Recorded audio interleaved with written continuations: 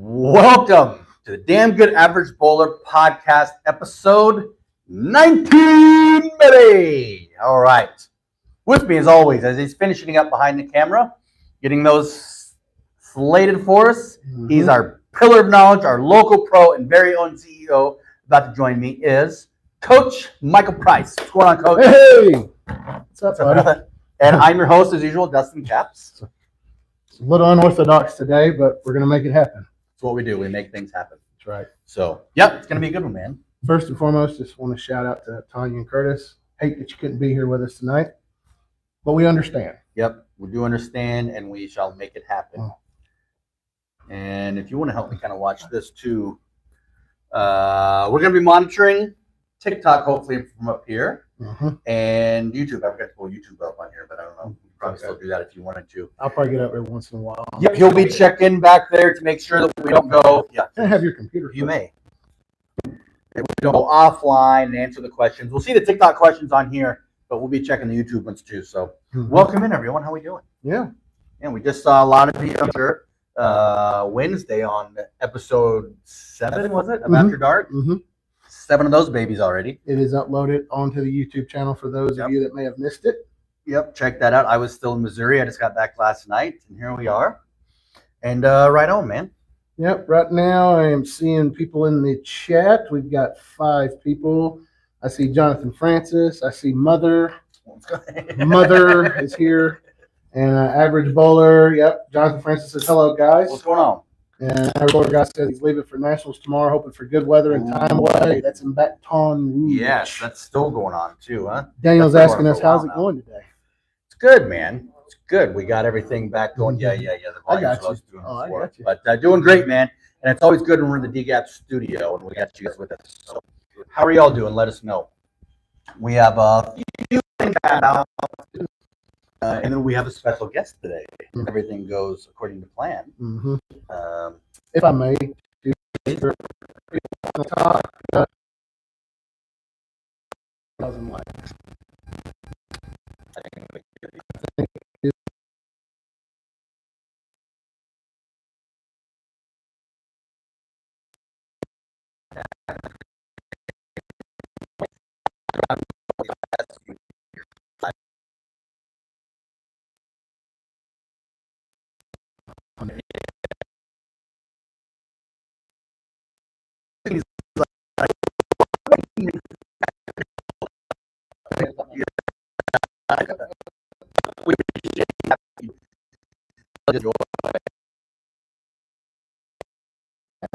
Taproot. Ball. Well, let's see. Check that if you can, and then we'll pull that guy back up. Because we have a few things to just touch back over. Oh, actually, I think I have touchscreen. This one's touchscreen. Yeah, there you go. Look at that. Look at that action. Yeah. So, the latest that's been going on with Damn Good Average Bowler and Company, everybody. You want to take us through all the, man, lots of stuff. Well, the sweepers have been going, been averaging the standard 10 to 12 every week. I think the most we've had so far this season has been like 16 or 17. You know, nothing super major, you know, not announcement worthy, if you will, but Decent turnouts, you know, though. decent turnouts though. But we did have to rearrange the schedule. At the end of July will be the last sweeper of the summer, and we will not be back until November because the Special Olympics are making their comeback on Sunday, and they fill the house here on Sundays. And rock the house. They do rock the house. Absolutely, they do. Okay, so keep that in mind. You run out of time to do these sweepers until we hit winter. So you guys keep plugging away on those. You're doing awesome. I mean, you know, leagues are getting ready to floor once again. Like we're moving through 2025 really fast. Yes, we are. Nick and I was just talking about that last night, actually. We're in July, basically. Yeah. Halfway. Yeah. It's been 6 months. It's like I can't explain it. It's just gone by really, really Very fast. And then the Sunday night league, the actually DGAB league. Is this the first time Mr. Kyle Harris has done that league, or has it just been a while? No, this is the first time he's ever done Yes, it. most of you know Mr. Kyle Harris, and if you're watching, I love you very much. But they are basically just, I don't want to say destroying everybody in this league, but they are in the first position, and they are 20-0. 20-0. That's pretty good. I don't know I think the record is 30-0. For longest And, streak. yeah, and that was Jeff and Steve when they did it that one summer. Ooh, Jeff Heath. Mm-hmm. That sounds about right. 2 more weeks, guys. That's what you got to do. At least 2 more to tie. 2 more to tie. 2 more to tie. I have faith in them. Yes. And Let me see if I can split Kyle, your painting is almost done. So I called in the big guns for, so hopefully we are going to be very much over delivering for you, because I know this canvas means a lot. Hopefully to you, I think it will, and it's just everybody. It's a custom piece, and it means a lot. So it's awesome being involved with it and having my buddy help me out with it. Victor says bonjour. Where did half the year go? And lawyers in here too. C'est la vie. May we? Bonjour. May Bonjour. We. Bonjour. Bonjour. Bonjour. Yeah, where Trying did to make this work for you, buddy. Oh, you're fine. I just need glimpses of it. I don't know. I just- You're good, dude. No, I won't go down here because I want to Okay. go. Yeah. Nice, dude. Yeah. So those leagues are going well. The no experience, no thing. That league. You want to tell us again what that is, real quick, and then we'll talk about it a little bit more. Well, the first thing is it's not a league; it's a tournament. See, in my face, that's what I Sorry, get. How dare I? How dare you? How dare you? But no, I came up with this concept back at Parkway. Mhm. And it was a way to get new bowlers tournament experience because a lot of people come up and like, hey, you should bowl this tournament. They're like, oh, I'm not good enough for a tournament, which I've had people say, I'm not good enough for league, but here we are, people bowling in the DGAB league on Sunday. It's almost why they have handicap leagues. Mm-hmm. Yeah. Ooh, imagine that. What? What's Good up? news is- What's up, Chuck? Chuck is another guy I talked to recently. I forgot. I know, right? Yeah. Sorry. You're good. Army Vet 09. What's up, His Chuck? name's Chuck. He's awesome. What's going on? And I don't know what Victor just said there, but maybe you Thanks for your recognize service, the French. Chuck. Oh, Oui. oh, baguette. Oh, Steve's up in the house with the heart me, man. What's up, Steve? What's up, buddy? What's going on, fellas? So, right on. But the no experience, no thing. Yeah. I got off track there. No, That's you're my good. fault. You're good. I'm trying to say the right word this time. Tournament. Yes. Because it's not a league. It's a tournament. Tournament, which Yeah. I will be doing this Thursday. Yeah. I can still go live for it if you want. Curtis and Yeah. I were going to be live and do it finally. Because I've been telling you. Like, No, I will. Yeah, we got. I've been out of town most of the time, at least. Mm-hmm. So I do have alibis. And Curtis has been working his tail off, y'all. I mean, we've ran into the air conditioning situation. Luckily, here in the studio, it is nice and comfy and everything. But I give all the credit in the world to the bowlers who are coming out and bowling their leagues in the summer here because it is it's been brutal. So thank you. But no, back to the no experience, no problem. I came up with this tournament concept back in my Parkway days, and I try to bring them here to the Palace, kind of revive them because the thing is like it's kind of like Simon Phoenix said in Demolition Man. What can I say? I'm a blast from the past. The only difference is John Spartan's not telling you that you should have stayed there because we want it here. Yeah. But 10 weeks, 5 divisions. I started out with 4. We're going to get into that. We will. But That'll be some soapbox action. Sorry to interrupt. No, I don't know what happened to that. Steve was saying he got up on his soapbox earlier. Mm-hmm. You want to check? The TikTok back there? Sure. Maybe? Yeah. Well, I don't know if that's your Wi-Fi. I don't signal either. or We just what. dropped on here. It's back. I think. Mm-hmm. Hopefully that was just my computer. Yep. Okay. Yeah, that was just your computer, big guy. Okay. But No problem. But no. With 2 of us running this, it's going to be a little unorthodox this evening, folks. So I love bear it 'cause- with us. Yeah, as Steve said, when he had his whole soapbox explosion video earlier. We'll be getting up on a soapbox, I think, in a little bit. Yeah. So we shall join you there. Hope yours was a good rant. Look forward to seeing it, bud. I was trying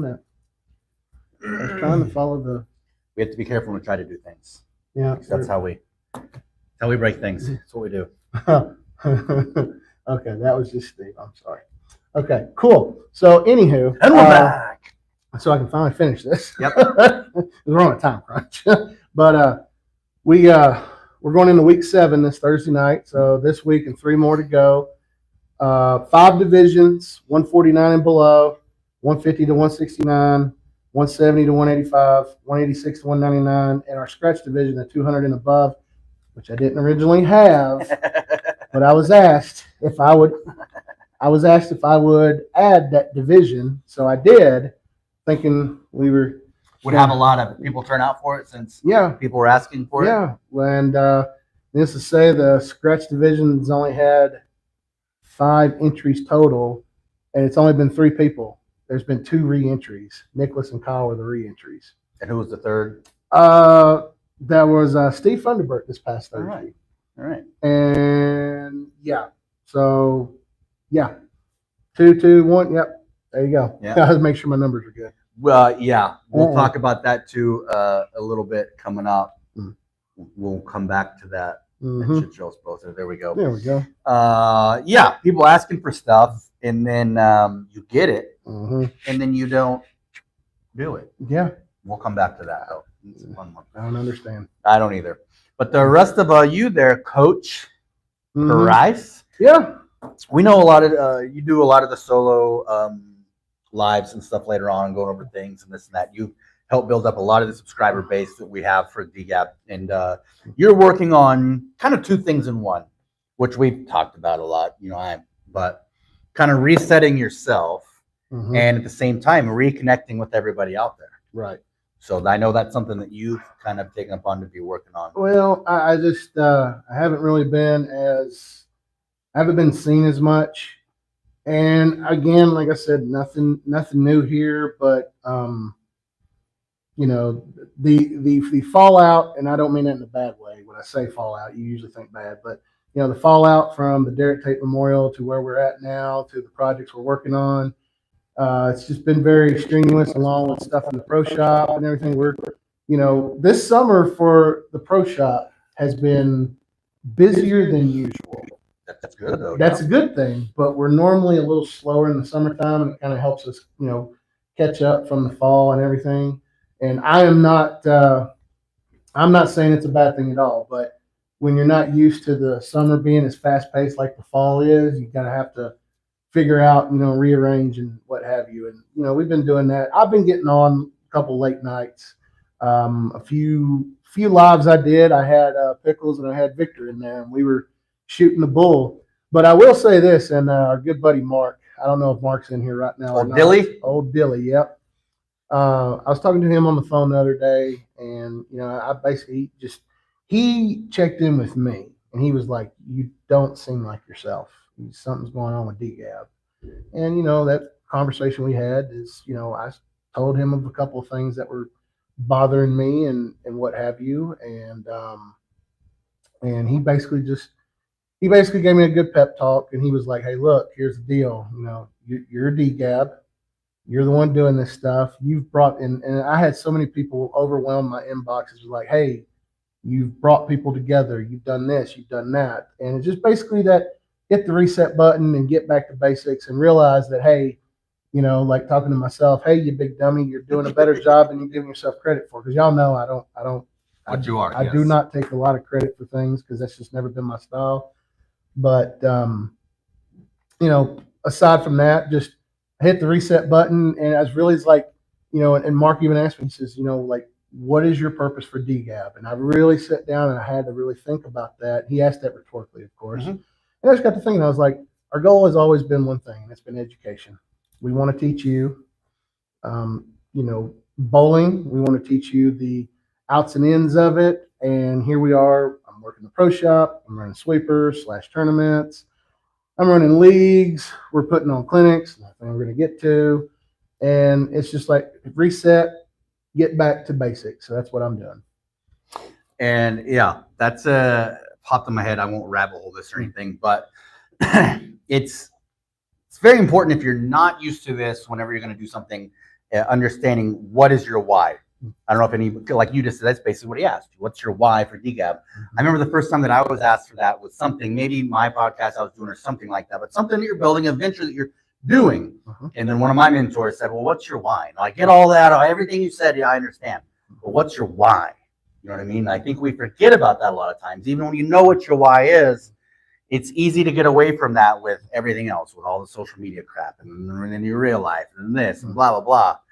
But I think it's great to reset and reconnect with the why first. Then you can connect with everybody. So, Dilly, thanks for doing that, man. I appreciate you looking out for my boy. Mm-hmm. So, And just give a quick shout out to Mr. Miles here. He said he hit 400 followers last night on TikTok. Congratulations. try to clap too close And to this. and Pickles is in here, and Britt is yeah. in here. Yeah. And I figure I'll go ahead and give a shout out to them. When we're done here, make sure you guys tune in to the Learning Curve podcast. It's going to be a good one tonight. We'll shout that out at the end too. We'll come back to that. Yep. Heck yeah, for you guys. And then, go right from this to them. We'll be able to jump on there and just check it out. I'll listen to it on my drive home. So, yeah, man, it's good stuff. Yep. You want to throw that one out there? You ready for that? So, I mean, yeah, just want to give just a big old shout out to my good boy Joel. Drive safe, Victor. Sorry, comment. Yeah. Glad we can help you. Just drive safe and toss well. That's right. Just want to give a big shout out to my buddy Joel. Joel is venturing out into his own business and his own pro shop, and we here at DGAB just want to give you a good luck and Godspeed, and you're gonna go far, kid. If anybody watches I don't know if I do this on the lives or not, but I don't know if anybody knows what this means. Yeah. But in our conversations, in our chats, this is the fireworks going off in the background. So that's the StreamYard. That's the StreamYard app for those of y'all don't get it. So. Yeah. No, very proud and excited for you on that. That's some big ball and effort. You know what I mean? More ways than one. So, so do your thing, bro. Yeah. I'm excited for that. That's big. The way that I don't know if we're all wrestling nerds. I'm gonna throw this one out, as I said before. But he told me that while we are getting ready, and I was like, "You mean kind of like when Vince left the NWA to start up his own?" He's like, "Pretty much, yeah." Miles, if you need a jersey, my friend, all you gotta do is send me a message and let me know which one you want and what size. Oh, hey, is that official news yet? I don't know if we're allowed to talk about. Yeah, I mean we might. Yeah, absolutely. Inventory thing. Yeah, we're doing a liquidation sale right now, and basically it's buy any DGAB jersey that we have in stock for $40. In stock. Cannot stress that enough. But for another $10 more, you can pick two of either a DGAB patch, a sticker decal, or a shotty, as Dustin says. But for those of us out there, the shot glass.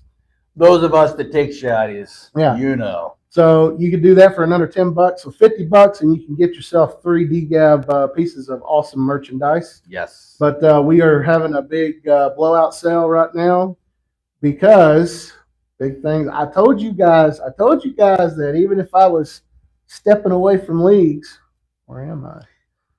That we were going to still be here rocking and rolling and everything. So we are, and we got some big things coming. We're going to get through this part here, and you guys will, it'll be what it'll be. So if anybody out there wants to get their hands on some DGAB merchandise, now's the time to hit it strong and hit it fast, as the Rocks t-shirt used to say back in the 2000s. Yes. Hard and fast? Hard and fast. That was my motto for a while. That's right. We were 20 years younger. Wink. I had a serious thing on that, but that was reflex. I couldn't help that one. I couldn't catch that one before it came out the mouth. It's okay. But we're liquidating, not getting rid of this stuff, because I think we'll probably always have those on our catalog from time to time. We're just running a flash sale. That's all this is. Because next drop. When's the next drop, you say, of new merch? Good question. Thanks for asking. October, we're looking at our next jersey drop. And I think that's about all we're saying on that right now, right? That's all we're saying. That's all we're saying on that one. You guys are going to like it, though. Yeah, I think so. I'm very excited about it. The only hint I'm going to give is you can see a little bit of the logo right there. That's all I'm going to say. That's it. That's it. That's all you get. But if people know the calendar and months and things like that, you could probably put some things together, but we're very excited about this one. So, heck yeah. All right. So going into the next. So we're coming back to kind of the no experience thing we were talking about earlier. Do you want to lead in for this? Yep. So, I helped a buddy of mine. His name's AJ. And our good buddy Jeff Heath, they decided to trying to put together a new tournament for the Huntsville area. And they had their 6-game sweeper today. It was a handicap sweeper. And I was telling everybody, I was like, dude, y'all are not going to have a problem hitting 60 entries because you guys are out at Bowl Madison. And as much as any detractor from this wants to say it's what it is. Bowl Madison is the standard here in Huntsville right now as far as bowling centers go. Michael Weber and his crew out there, they are doing everything right. They are getting the bowlers, and they're getting. And the thing about it is, a lot of people might say, "Oh, they're doing it the right." No, they don't have your actions and how you run things. Sometimes your rep does it for you. So that's what they're doing out there. They're not doing anything bad. They're doing everything absolutely wonderful. I've been out there a couple of times in the past month. It's a well-oiled unit. Oil, if it's a bowling pun. I do get it. But yeah, that they are the standard right now. But they had a tournament out there today, a 6-game handicap sweeper, and I messaged Michael earlier when I was working the shop and I said, "Hey man, how's it going out there? How many did you get?" And he sent me a link, and I pulled up the link where it's showing the standings, and I was like, 30 entries? Like, I don't know if there's a way for you to lead me into what I really want to say, but it's just. Is it the same kind of thing that has to do with yours that we were talking about, the 200 over? I mean, it's sort of similar to that, yes. It's just, I guess what I don't understand, and I try to be as cool, calm, and collected as I can be. As a cucumber. I don't want to go into after dark mode, if you will. Wrong with you? But I don't understand how you can be given an opportunity when you come to people and you're like, "Hey, we should have a tournament that does this." And then this party hears what this party says and they do it. And then it's just, I don't know. It's just kind of. And then the people that squawked for it don't go and participate? That, yes. It's a circle. Yeah. And it's kind of the same thing I'm having trouble with the no experience, no problem. I wasn't going to have a 200 and above scratch division, but I was begged. Now, the people that begged me, they did show up. I cannot fault that. Yep. Nicholas and Kyle, they asked, they did. But my thing is, it's like, I know there's other factors that could keep people from it. I totally get that. I have to put that in perspective. But at the same time, it's like the opportunity is there and you don't take it. So whatever your reasoning is, I mean, don't get mad in the future if the opportunity isn't there. I guess that's my moral of the. Pretty much. Don't get upset at me if the opportunity isn't there because you didn't want to do it last time when I offered it. Because the original thing behind no experience, no problem is I didn't want the scratch bowlers to come in because it was that mindset. We're trying to get bowlers to build up their confidence where they don't have to bowl this tournament because they're 200 average bowlers. But a very simple thing is to realize if you are a 149 or below bowler or whatever, I'm only one category above that. You know what I mean? But understand that if you do come in here and you bowl with the Knicks or the Kyles or Jeff East or those true scratch bowlers, the 200 bowlers, you're not throwing against them. Mm-hmm. You're throwing against other schmucks with your same average. I say schmucks lovingly. You know what I mean? I'm a schmuck. You're throwing against all the schmucks in your category. Somewhere Joel just left a 9-pin. In his own category, Yeah, right? He's exactly. up there in the over 200 in his category. That's why he's leaving that pin. Yeah. Because it's I don't want to rant too much now, but people with excuses like, "Oh, I'm not good enough to bowl a tournament. I'm not good enough to do this. You're never good enough to do anything until you start doing it." Like, I just came back from Missouri training again. Sorry, this analogy's in my head, but like, anybody who's done any jiu-jitsu or anything like that, the job of a white belt is to lose. You're supposed to get your butt kicked, but you're learning the whole time. You're not supposed to win. You got to show up and do it first. Mm-hmm. Anyway, sorry. I like what Miles just said here. Never know unless you try. So I'm just saying, if you're the person that's going to come to me or a tournament director and go, "Hey, we really like A, B, C, D, E, F, G, and so on and so forth," when we give you A, B, C, D, E, F, G, and you don't finish the alphabet for us, there's an analogy, don't be surprised if we decide not to do that again. Because I can tell you this too. When the standings and everything for no experience, no problem, I can tell you this. The 149 and below, they have the most entries of any division right now, and that's 10. Which is awesome. Which means 2 places are getting paid out in that division. And we've even had a couple of re-entries for that division too. Nice. So I'm just saying. Yeah. So Amanda, hello. Welcome in, Dental Hygiene Queen. That's Miss Amanda. Thanks for the heart me. I'm addicted to the little floss picks. And thanks for the heart me pickles. Appreciate that, buddy. Heck yeah. And we just completed the first stage of Club Quest. So I'm going to say that's some cool TikTok things. So thank you guys. That's giving me a clue. If you know, you know. Oh, you're getting a clue? Giving me a clue. It's giving you a clue. I had something serious to say before that. I don't remember what it was. Sorry. No, it was perfectly okay. It wasn't that. So that's just the whole thing behind it. It's like, look, guys and gals out there, if you're going to be one of those people that says, hey, we want this, this, and this, and then you don't show up and follow through on your end, don't be surprised if you don't have that opportunity there next time. That's all I'm saying. And that's probably the nicest way I could say that. Pretty much. But it's nice when it all works well, because I think George is a journeyman, right? Yes. George journeyman. Davis is our resident journeyman. Our resident journeyman. And we all love George. And he said during the Token Strike Challenge, oh, why don't you do 2 lanes? Guess what we did? Mm-hmm. And he threw on the both lanes. You know what I mean? So it's like, hey, great question. We did it. Mm-hmm. He executed. Everybody's a winner. Mm-hmm. And winner, chicken dinner. That's right. 21. Mm-hmm. I'd hit on 19. I'm crazy, though. No, I'm just kidding. Yeah. We're making good time. It's amazing what can happen when you're having fun. Mm-hmm. So. I will say this, a little different piece. So last night, Bobby and Monica were here. They're getting ready to go down to the state for the Generation Gap tournament. Yep, Kegel and them are down there. And this one lady got really excited, and I looked up, and she had gotten. You heard her. She's like, "That's my first double," and it's just one of those things where I was kind of thinking. I looked at Bobby. I said, "Do you remember that excitement? Pepperidge Farm remembers." Because I remember that excitement myself.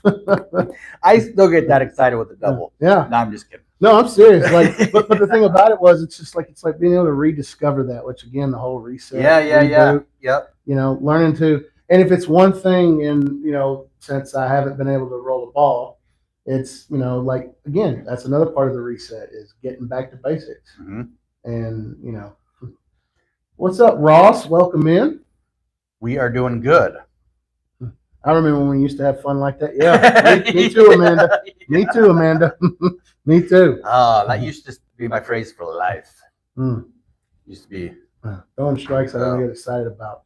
Miles, I don't know about all that now. I mean, I get extra. I'm still nervous going after a 300.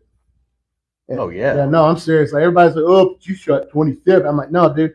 If I don't get nervous, if I'm not nervous in the least bit, guess what? It's time for me to do something. That's what else. that's what we talked about. And that equates to like every sport, every discipline, anything you can do. As soon as you stop enjoying it, you don't get nervous for a fight or something like that, that's when it's time to check out. When I'm doing bad, I'll say, bowling is fun. Yeah. I can hear the sarcasm in that. Did I wear? Oh, I have to show something with my hat. Yeah. That is from Youngblood. I bought those because painting is supposed to be fun. Yeah. Right. And I bought myself a hat to remind myself that. You bought yourself. You guys are getting a first look at what Dustin looks like below the gut. I do have my. Why you got to say it like gut? So, I found this at I want to say Barnes and Noble, Hobby Lobby, $3.99. Yeah. Just to remind you, this is my painting hat that I say painting is supposed to be fun. So you can get yourself one of these for bowling, and just remember, bowling is supposed to be fun. So I feel you there. When you say it like that, well, you typically say you have to reinforce the fact that whatever you're doing is fun after you either mess up on the canvas or you pull it or something like that. That's when you have to. I understand. That's just how I deal with Totally get it. my own self. Totally get it. Yeah. Oh, yeah. Autocorrect. Autocorrect will get you. That dang autocorrect. All right. So right there. What's up? I got us right in here. Yep. Right here. You want to go into this one? No, you want to bring me in it? Because I know you watched it. I've seen part of it, and we have perfect timing. Yeah. So, right on cue. Mm-hmm. Ooh, that was a good one. That was nice. Good Come land. on over. Come on over, Mr. Our Michelle. special guest. What is going on, Michelle Oxford? How are you doing? I'm very well, Dustin. How are you? I'm doing great. How are you, Yes, I'm going to sweetie? need one of those too. Get over here. Mhm. Oh, Very great to even see you. better. It's like Scorpion. Yes. Scorpion made me think of ridiculousness. Scorpion. All right. So we're just about to get into a segment here, and then you have great timing. And it's great to have you here. Perfect timing, So, girl. yep, That's what I'm thank talking you. about. I don't know if you've seen his last one, but we're about to talk about the part 1 of 2, Mr. Cryptic over here. You haven't seen my TikTok, have you? No, apparently not. Okay, well. Has anybody out here watched the last one I posted today? We got to ask first, obviously. So, see if anybody said anything. And Michelle is joining us for the last part of the show. Very exciting stuff that you already did last year. Go ahead and talk introduce- about, and then we'll get into this next one. No, hit it. I was just feeling that while you were Yeah. checking those questions. Yeah, so. no. Okay, well, y'all go check it out Come and then on, come back here to the live, and we'll kind of circle back around Oh, to that. yeah, I like that. Okay. Yeah, go watch it. Come back in here, and we're going to circle around to it. When I see your comments on it, then yeah, I'll get a little bit more into that. So He's very excited about it. I'll just let you know. Mhm. Very Okay, excited good. about this, so. yeah, All right, we'll circle back to that. I like how you played that. Well like done. that? Yeah. well played. Keeping with the crypticness. Yeah, Good job, buddy. thank you. All right. Michelle, you were one of our favorites here at DGAB anyway. Oh, well, thank you. And no, you're welcome. I mean, that's just true. So when you came up to be on the podcast, I was very excited about it. Yes. It's always lucky to see you. It's just one. You don't want to stop being here, I know. But no, you guys did the clinic last year, the DGAB clinic. And that was the first one that we did as DGAB, I think. Mhm. And I believe we started it. It was open on TikTok. There was about, what, eight in the class? No, in the this is clinic? subscriber only. I know, but I'm Yeah. talking about physically here. Oh yeah, physically here. Yeah. There's about Okay. 8 of them. And then we went subscriber only. And that was a great clinic that we'll talk about. And then we're going to be doing another clinic. That's the other big part too that DGAB's doing this year that I think you're going to be a part of as Absolutely. well. 100%. Yeah, I don't miss them. I don't think we can keep you out of the clinic. There's too much to be learned. So yeah.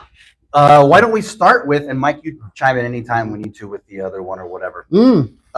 So start off, tell us what you thought about the clinic last year. You're just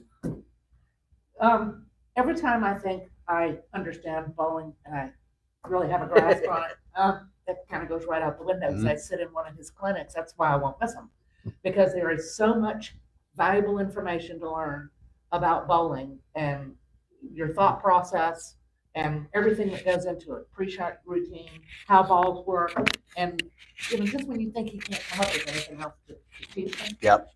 or everybody else that comes to it, it just gets better and better.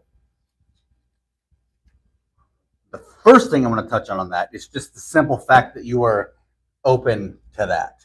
Yeah. Meaning so many people out there are just closed off. You're like, I already know what I'm doing.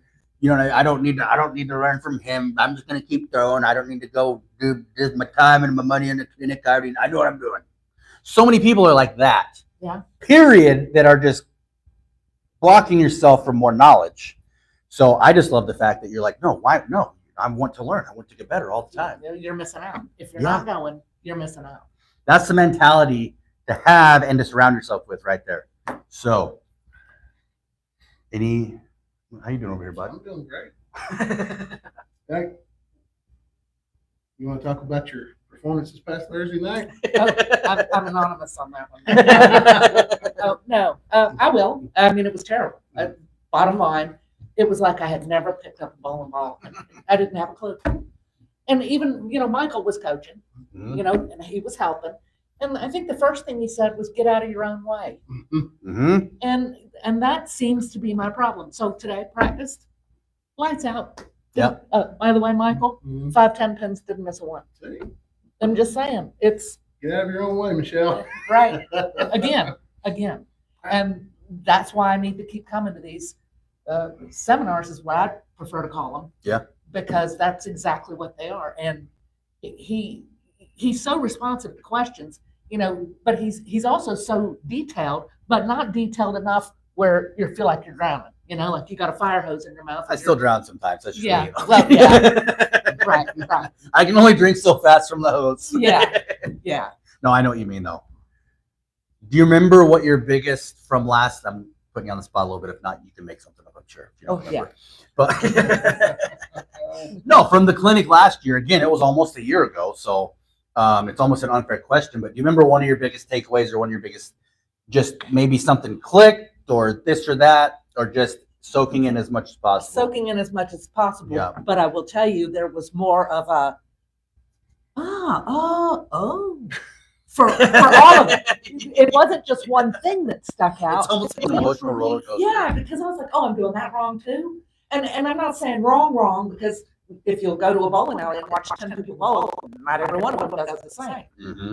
So with that being said, and that's why I would also encourage people to take a lesson from Michael, because the last lesson I took from him, and I've taken other lessons before, but he sees me in here all the time.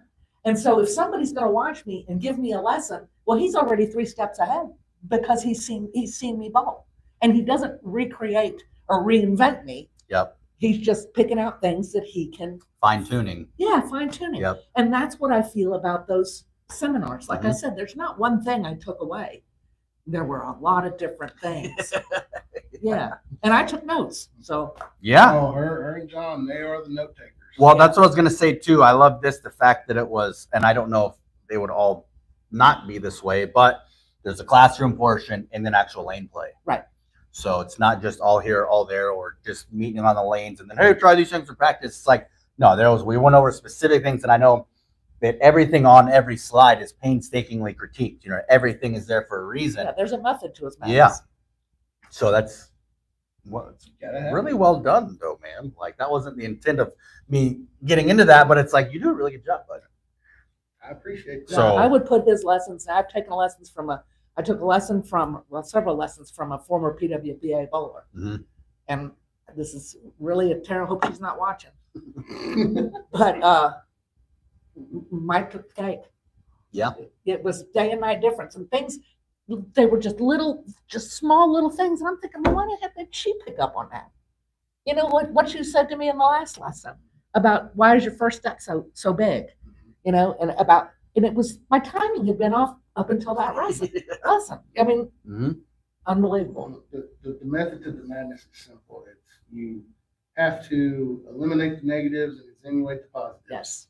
And there's positives to people when I'm working with them. It's just whether or not that they want to, first and foremost, is be accountable for the bad stuff.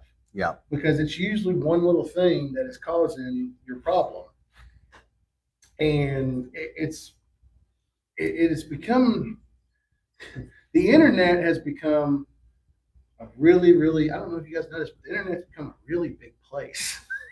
I wasn't sure what you were going to, Yeah, where I you were wasn't going with either. that. It's become a really big place with a lot of information. I'm going to say information. I would say knowledge, but that's not always 100% true. That is true. Is finding the knowledge, Yeah. the correct, yes. Yeah. And just the thing about it is, it's like, again, talking about what we talked about earlier before the show came in here. Reboot, reset. Yep. What is DGAB about? We're about education. I gain nothing out of trying to sell y'all a line of BS. I gain nothing. Because if you figure out that what I said to you was BS, you're not going to come back to me because That's you're going to right. say he's full of BS. That's right. So, and that's the thing about leading into this next clinic we got going sometime in September. I haven't finalized dates, but you guys and gals out there would know. And if you become a subscriber to TikTok, you'll be able to have the access like you did last time. $2.99 a month, and as our good buddy David Clemens says, it's cheaper than a Happy Meal. That's still a thing now. But this is like, there's a reason I'm calling it DGAB Boot Camp. It's because the goal is we have to deconstruct you and we have to rebuild you. And you are making that decision you are the one that makes the decisions I need to reset, reboot, reconnect, and I need to get back to basics. And we're going to hammer you into the ground to the point to where I am going to be on everybody in that camp until they believe in themselves. And you hammered. What's that about me? That's what. Well, I mean, just Go. like, it's like when you became the leader, she's the leader of the 150 to 169 division, by the way, and no experience, no problem. And, she was having some trouble. It was probably like first game, going to the second game. And I was like, biggest thing about it, I was like, Michelle, get out of that ball. Same thing you said to me last time I was Yeah. struggling. She was like, "Why? Do you have another ball? Yeah. Yeah, go get it." Yeah. And the thing about it is, it's like Stephen McKinney Thursday night, who's now the leader in the 186 to 199 division. He was throwing his ball and he's washing out. I'm like, Steve, where are you hitting? oh, I'm not even looking for that. I was like, why the hell not? Like, tell me where you're hitting. Because he would wash out, which is 1, 2, 4, 10. And I was like, dude, like, this part of the lane is DOA. Like, do not hit here. Get to here. And all of a sudden, like, there's 4 back. Leslie wanted me to work with Brian. And all of a sudden, he has 4 back. And it's like, guys, I'm not, like, you guys can do this. It's just, you got to know the information. And it's like, know your equipment. It comes back to what Michelle touched on earlier, though. Is like you're pointing these things out that as soon as you do, we're thinking like, oh God, that was obvious. I didn't see it because we're in it. You know us, so you can see those things from a distance. Be like, hey, what are you doing? Keep your elbow in, or what? Oh my God, I had no idea I was flaring, or to this to that. Yeah. And it's just that's what it comes down to. But it's just like you know this information. It's like you're not trusting yourself enough to go to it. And I'll give the best example there is. Okay, you've had more often than not for that league session. You've had a bad night, and then you get to the 10th frame, and guess what? You're like, well, I don't have anything left to lose, and you pull out that ball, Yeah. and you throw 3 strikes in the 10th, and then you're like, where the hell was that earlier? And I'm like, get out of your own way and get to it while you got 20 frames left instead of 3. It's pretty simple. But you have to do it. Make the decision. Get out of your own way. It's gonna be a little bit more intense for this boot camp. I can get in my own way really well. Ditto. That's why we get along. Because if I want to ruin the show for myself, I can do it really well. But I got that. I was going to ask, so tell us a little bit more. What's the difference from the clinic or the seminar last year to this year, the camp, and we're calling it the boot camp, right? Mm-hmm. And I know it's more of a mentality. Mm-hmm. So is there going to be much of a structural difference as far as? We're going to be on the lanes a lot more. Okay. There are going to be, first and foremost, we're going to reintroduce everybody that takes the clinic. We're going to reintroduce you to shooting spares. Because that's for dope. Yes. Strikes are for show and spares are for dope. Anybody can strike. Can you spare? And speaking of which, that I can't wait for tomorrow. I cannot wait for tomorrow. The sweeper pattern? Yes. I'm going to do live comment. Are you doing it tomorrow? No. After my poor performance on Thursday, I am certainly not ready for scratch. Oh, yeah, no kidding. No, but last week, nobody broke 200, Michelle. 545. Now, what do you think that would do for me? that's You might be supposed. Are you in your own head already? No, you don't- got it. I'm there. No. Get out of 24/7. Get out of it. Get out of your own way, people. That gum. You'd be amazed. $4.98 cash last week. That was our good boy Nicholas Delgado. Yeah, and if With a Deli is 131. throwing that, I'm throwing like a 382. Oh God, spares my weakness. Yeah. But no, like it's going to be more of a fixture on spare shooting as a whole for the camp. Reading your equipment, like when you're watching your ball, like watching your ball go down the lane, watch how it motions. Is it giving you the result you want? That kind of stuff. It's like I'm going to be right there. Basically, it's kind of like, did you see the way that ball reacted? Get out of your own way. Or the way the ball didn't react, Yeah, maybe. yeah. Because that was the first thing that was, I guess, a week or so before the last time you had to correct the scores and stuff. Remember that? Mm-hmm. And I think I was throwing one of the Black Widows, and it just wasn't coming back. I mean, I see this, but I don't pick up on it in my brain to make a change. And it just wasn't. What was it? It was loose. I forget exactly. You know what I'm talking about? You remember that? Yeah. Ball was burning up in the heads and wasn't giving them any motion. And the thing about it was you were rolling a really, really strong bowling ball. The Black Widow 3.0 is a really heavy, early rolling ball, and it was burning up in the front and it was pootering out on the back. I put her out sometimes. You know what I mean? And that's when I You look like you put her out before. That was what I asked you. And I asked you, I said, do you have another ball? Yeah, and I went to the Pearl. Yeah. And look what happened. You had a little bit more motion down lane because the ball Little bit. wasn't. And I even moved you a little to the right. Yeah, no, it's definitely better than that. That was a struggle bus on the short one. Mm-hmm. Well, I mean, like even Brian from Thursday night, I was like, get your Jackal Onyx. Again, another heavy rolling ball. Because he's like, it's not moving at all. It's hooking up front. People don't understand that. They equate That's why I the brought down this lane up. motion. They Yeah. equate the down lane motion as is it hooking or not? No. Skid, hook, roll. Those are your three phases of a bowling ball motion on the lane. Skid the first 20, hook the next 20, and roll on the last 20. Because it skids, gets it hooking, it hits the break point, it slows down. Guess what? Changes directions, it rolls. And I moved him over literally like 3 or 4 boards to the right. He goes, I'm not really comfortable playing on the gutter. And I said, who is? You made me Brian? do that before, and I'm more comfortable. It was so terrifying the first time. Yeah. Moving all the way over there. Holy crap. Yeah. So I was like, and then when he went over there, what happened? He had 4 in a row. You did. He started over with a 129 or something the first game. He goes 180, 160 the next day. He hits his average. I'm like, know your equipment. It's the prime example. Know what your equipment will do and what it doesn't do. And the night when you took the lead, you were in that Evoke Pearl. And I was like, Michelle, get out of that ball. Get out of it. Like you have everything to gain and nothing to lose with making the ball change. Now there's just going to be nights where you're throwing every ball and you're just mentally you're fried. Like that, those nights happen.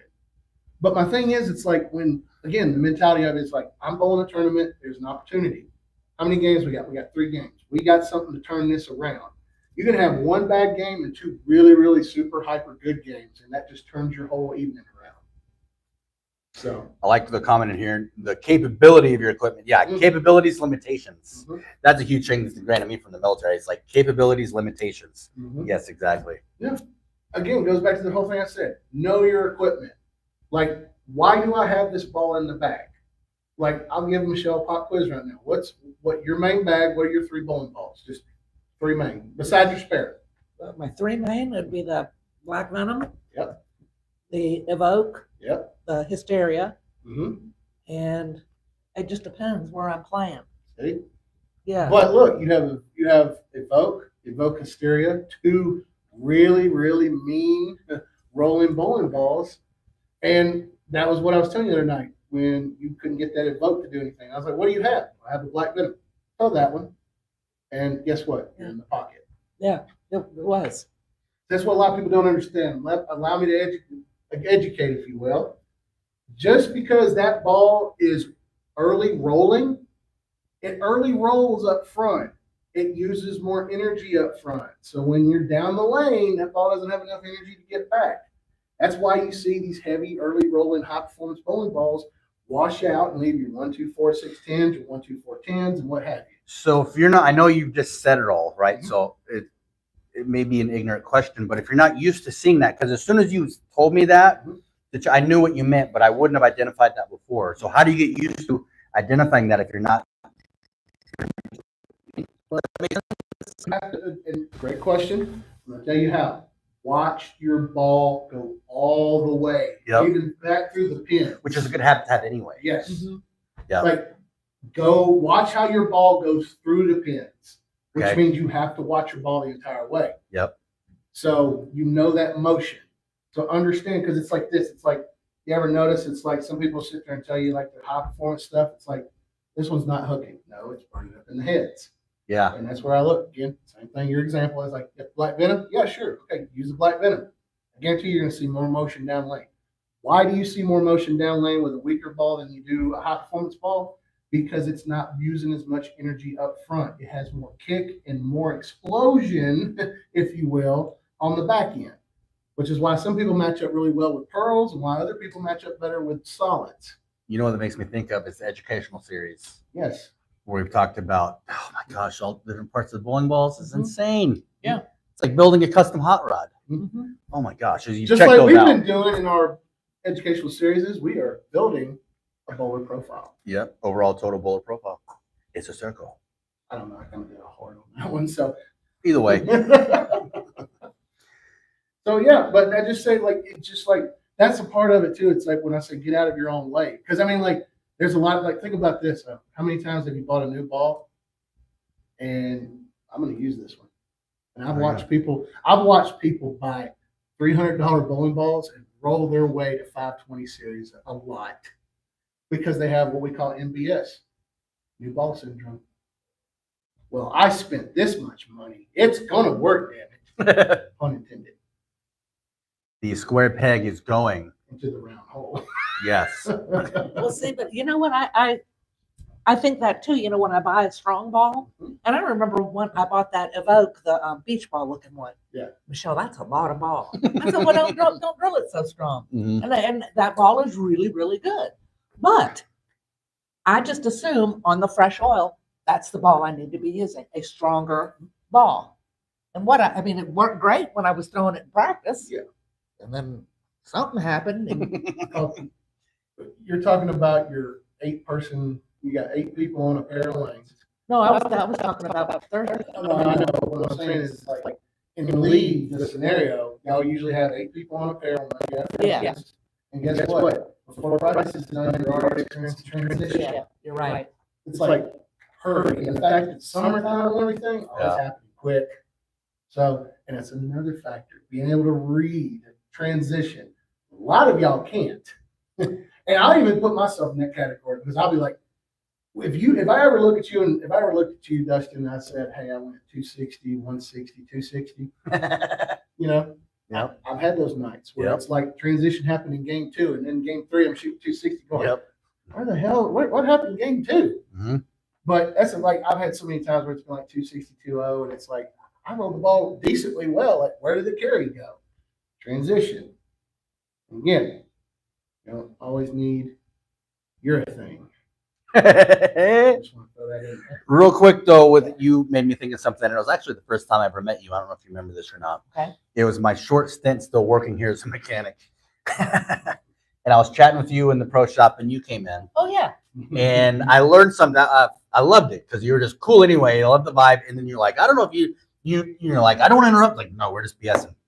You asked about the pin placement in the ball, and you kind of looked at me like, if this is cool. I'm like, I'm learning already. I didn't even know about this. So proceed. This is great. But just listening to y'all's conversation, I was like, oh crap, I had no idea about the pin. I guess now that you say it, I know that it's there, but I still get lost in that stuff about where it's supposed to be compared to how you're bowling. But you, again, this comes back to knowing your equipment, how to set it up. Yeah. And finding somebody like you, if you're not around here, so you can use him in the pro shop, make sure that you're comfortable with the dude that's going to be drilling your ball, that knows what they're doing. Because there's so many more things to that ball. Absolutely. I don't know if I'm making sense or not, but oh my gosh. I had a guy come into the shop today as an example. He was talking about I drilled him a raw hammer. Okay. He was like, I think I want a new ball. And my first question was to him, I said, I don't want this to come off snarky to you, but let me ask you, why? And he goes, I never really thought about why. And I said, well, look, you've been using your raw hammer. I said, how long have you been using your raw hammer? He's like, about 4 to 5 months. I said, okay, you probably developed to where your track is on a consistent basis. I said, so listen, I'm not trying to talk you out of buying a ball that you want. I said, personally, here's my recommendation. I gave him my recommendation. I said, but before we drill the holes in it, let's get you out on the lanes and watch you roll the ball, see where you track, and then we can go from there. And you got the level of customer that's like, okay, that sounds like a great idea. Then you have the impulsive one. Oh yeah. They just want a ball that day. If that's the case, okay, cool. But usually those are the ones I deal with. If that's the case, cash a card. Yeah, exactly. Cash card, that's fine. But don't come back to me 2 weeks later and tell me, Michael, this ball sucks. Don't tell me that. Like, no, just don't. Because you're not going to get anywhere with me. You're not going to get anywhere with me. That's all I'm saying. What do we got? Pin up, pin down, no idea what either means. Can I answer that? Can I answer that? Please. Pin up, pin down, okay? Before 2019, it was to my understanding that if the ball was pinned down, it shortened the core. And when it shortened the core, that caused the weight block to rev up quicker.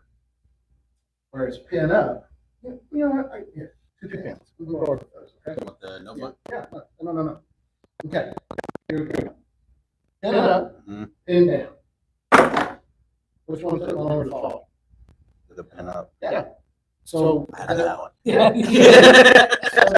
so Hear that? the idea behind it is, if that took longer to fall, that means it maintained its energy through here and has more I get that a little bit. down the lane. Look at you. Just saying. That's what, again, that was before 2019. I did a Oh, seminar. okay. So you're up with more questions. I did a seminar in 2019, and it's still in debate. Just pin up, pin down, mean anything. There's certain people in the industry that will tell you that it doesn't matter. All it is relative to your positive access point. But I think there's a little bit of truth to everything. It may not be 100% complete truth, and this is your boy D-Gab telling you what he thinks. But if you're wanting to maintain energy longer, put your pins up, which most people do. And if you want something to roll up a little sooner, put your pins down. So there you go. So I would guess mine are up. Yeah, yours are mostly up. Because 44, and they're still up. You heard it. Because I'm trying to I help. couldn't resist that. I'm trying to help yours get further down the lane without burning up front. Let's get all the help we can. Because yours burns up really quick up front. Well, I mean, we get excited and it burns up. You know what I mean? I know. But then it has nothing on the back end. Nope. It's like it's like sparklers. No apologies for it either. No apologies. I never saw a difference between. See, and that's the thing, Miles.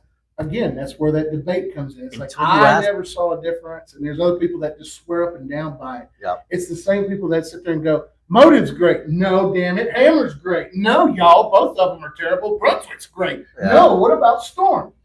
I don't get caught up in that. As a pro shop operator, that's where the cash card really comes in. I'll drill you whatever. And another thing about it is, too, Pickles, if you're still in here, guess what?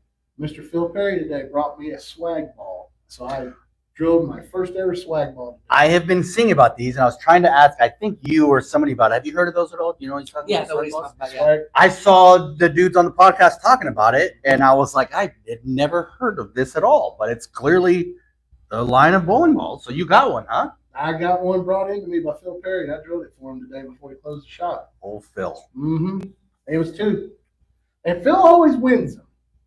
He's really good at that. I'm not surprised. He's really good at winning those He bowling balls. seems savvy that I way. need to figure out his secret. Well, now he does keep a bowling journal, which I really like that stuff. I'm not even making fun at all. No. I love one of those because I have my WOD book and the CrossFit stuff. I love keeping track of that. And I want to get myself one, but I know it's like, it'd be great, but I'm going to forget it in my bowling bag and I won't keep up with the stuff. Okay. But I tell you what, Phil uses his bowling log every freaking time he bowls, which I respect that. I want to get the boys them too, but I know they won't use them at all. So it's like, I don't waste my money on that yet. Well, you might not completely waste your money on that. They may realize later on down the line that it's very important, and it wasn't a waste. At that time, correct. Well, just- No, but I'm just saying, like, you have to put it in front of them first before they realize. But I know what you're saying. Yeah. I know what you're saying. I didn't mean to say I'm waste trying of to money. be optimistic here, Dustin. And I apologize. I I'm didn't usually mean the to. pessimistic one. You making fun of me? Now we're making fun? I'm Make the fun of me pessimist. all the time. Yeah, but that's out of love. That's me showing Oh, love. I don't love. I don't make fun of people I don't like. Oh, there you go. There you go. There's the secret to life. That's If what they I don't like fun of you, they don't like it. Me, not everyone. That's how I show. I told Brandon, I was like, when I'm not making fun of you, that's when you should worry, kid. Yeah. Mike brought this up. You can't. I'm just looking at. Oh, you're welcome, man. No problem. That's see, we got people here in the chat. Like, no, that's fine. I'm not getting in the debate. If you come in, you're like, hey, I want that Sub-Zero Forge. Okay, cool. Cash your card. Just popped in my head. It's like the argument over like which whiskey is best. Mhm. End of the day, they're all gonna get you drunk. And it's like my good buddy Rich said a long time ago. It doesn't really matter. They're all round and they're all going to roll and they're all going to hook. It's round and you stick 3 fingers in them. Yeah. Well, not now. It's usually just 2. 2 now. Yeah. Okay. That was from Kingpin. I stopped the reference. Great bowling movie. Yes. Great bowling movie, sir. All right. There's not many of them. I know there's not a lot. Not, no. There's not. Let's see. All right, back to actual. Sorry for my shenanigans. You've seen that. All right. What do you? Is there something you're most looking forward to in the clinic/seminar that you're hoping to improve for yourself? Any specifics? You can go as vague or specific, and we can come back to that if you want to think on it. Maybe just the biggest things that you're needing help with or takeaways or hope that will be covered. Hey, do me a favor while she thinks on that. Throw in some ideas too in that type of clinic that we've been talking about or boot camp. Let us know some things that you think would work in there. Maybe if you've been to any, because I know I saw in here, we didn't need to mention it. So many have been to Walter Ray clinics. That'd be awesome. I'd love to meet him. But just things maybe you've had in seminars, clinics that have really worked for you. I'd love to hear them. I mean, you took the one with Bob Learn Jr. Yeah. Look what you came away with. Yeah. Came away with a lot. Came away with a lot. Just saying. That was great, actually. He was fantastic. He was a very humble dude, too. I think they were talking about Walter Ray. He's a little guy, too. Bob Learn Jr. No, I don't. Can you tell us who Bob Learn is? I didn't know until he told me. He has the highest 4-game score on PBA television. You can watch it on YouTube. It's clearly recorded on a VCR. It's pretty cool. Yeah, 1996 Flagship Classic. Okay. He shot the 4-game record. He went 300, 279, 268, 270 Oh, in his wow. 4 matches. And I remember 2 of the people he bowled against, at least Monticelli and Peterson. No. He Wouldn't bowled Petraglia. He bowled John Mazza, Parker Bone, and Randy Peterson. Now, here's the unique thing about that. You go back and watch that telecast. He averaged what he did. You could take his scores and divide it by 4. His opponents averaged almost as high as he. Because the 300, he shot 300 on Petraglia. Petraglia shot 279. He shot 280, I think, on Mazza, and Mazza shot 269. And then Parker Bone, I think he shot 270. Bone shot 268. And Peterson shot 256, and he shot that 270, I think. Again, I get all the Victor, yeah. Scores on that show were huge, yeah. Yeah. Mm-hmm. But bowling is so much easier now. Yeah. Uh-huh. But see, here's another I thing. watched that on YouTube. It's pretty cool to watch. See, Amanda made a good point here. She said with Walter Ray, we worked on tempo. I don't remember exactly what we did, but I know it helped me. Here's the thing, too, about it. A lot of people don't know about Walter Ray. Walter Ray has shot 300 two-handed in his league with a sponge ball, plastic ball. He's one of the most intelligent humans ever. It's crazy how smart he is. Mm-hmm. Mm-hmm. Yeah. I mean, and he's a horseshoe champion. Yes, so that's why they call him Deadeye. He has. Have you ever seen videos of that or anything? No. He calls his shoes. This was years ago, but it looked like it was either in his almost looked like his house or shed or something like that. Because he's so smart. He thinks of okay, this is your rotations, that angle, you know what I mean? Yeah. That's the reason why I mentioned how intelligent he is, because you can tell how analytical he is with everything. Yeah. You know what I mean? Just not a grip and rip guy, not anything like that. It's very calculated. And well, if I shift this way, it should. You know what I mean? All due respect, he's one of my favorites. Yeah, but no, like I said, it's just, and it gets back to where we're talking about the clinic and everything. It's just, again, when we talk about the pros, and now in the world of today, the EJ Tackett's of the world, the Anthony Simonson, even Belmo, Belmo is still relevant. It's just one of those things. Why are they the way they are? And it has everything to do with here. I'm not saying they don't have their crash outs. They have a compilation online of pros crashing out. I have watched that. Just And to make me Simo feel is better. classic at that too. What's going on, Sean? Welcome in, buddy. But they have their crash outs just like we do. But it's that's what separates them is the fact that, again, they know what to do. They know what ball they need to have in their hand at the right time. And again, that's what this next DGAB boot camp clinic is coming up. Is going to be. It's going to be totally encompassed in spare shooting, knowing your equipment. Those are going to be your 2 main ideas behind this clinic. So, for the bowlers coming into that, how could they? I know what I want to ask. I'm trying to phrase it right. Maybe you can help me with it or something. I don't know. Say that we're doing it, or for people like Michelle that are going to bowl in the clinic, how can they, obviously with an open mind, they come into it, but are they going to be throwing their whole arsenal? What would you tell people coming to the clinic to bring, to show up with, to be ready for it, to be willing to, bring arsenal. Bring your entire arsenal. We're gonna write everything down. You're gonna learn all those little numbers that are on those shelf talkers in your pro shop. The RGs, the differentials, the what, when, where, and why, and everything else. Well, it looks like you're gonna be bringing a lot that day. But it's just, but there is again, you talked earlier about me and my method to the madness. It's again, at the end of it, in your case, Michelle, you may be sitting here going, really don't need all these damn things. And that's the thing, that's the difference. I I want to be different in that part, because it's not like I'm not trying to sell you a $300 ball every single time. I mean, you want to pay me $300 for a bowling ball, I'm not going to say no, but I am going to give you one hell of a fight and you asking me about what my thoughts are, whether or not you really need it. If you come in there and you ask me what I think, I will tell you what I think. Ain't that right, Michelle? Oh, yeah. Mm-hmm. And it's appreciated. Yeah. Because I mean, like I said, it's just, I think that's what separates, it separates people in the fact that they want to see people do well. And again, if I see the people that I've worked with and they're doing well, I've done my job as a coach. That's all. That's all. Yes, indeed. How many do you think you have? Over, under 20? Under. Ooh. Under. So we could make that. You could bring them all. Yeah. I'm just kidding. I really don't want Over to. 10? Over 10 now? Yes. We're getting some. We're getting some. That's all you're getting. Close enough. No more information. So yeah. But yeah, no, we're, I'm gonna go back here and I'm gonna check the phone here, make sure Okay. we're not gonna get kicked off or anything.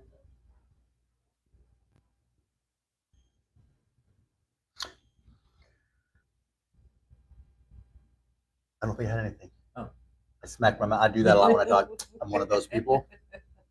But But I didn't have anything behind. You ever seen those? You ever notice that people they'll smack before they start talking? Well, Yeah. we had 2 people on YouTube, and I had to relog us into 'cause again we got kicked off TikTok. I was wondering. Yeah, like all the weird chats. And stuff. I'm like, why? I don't care, but why did it? About food? I look over here and it's like, oh, We're Popeyes, no, KFC's the best. This and that. I'm like, I don't have a problem with that, but what did y'all start talking about food for?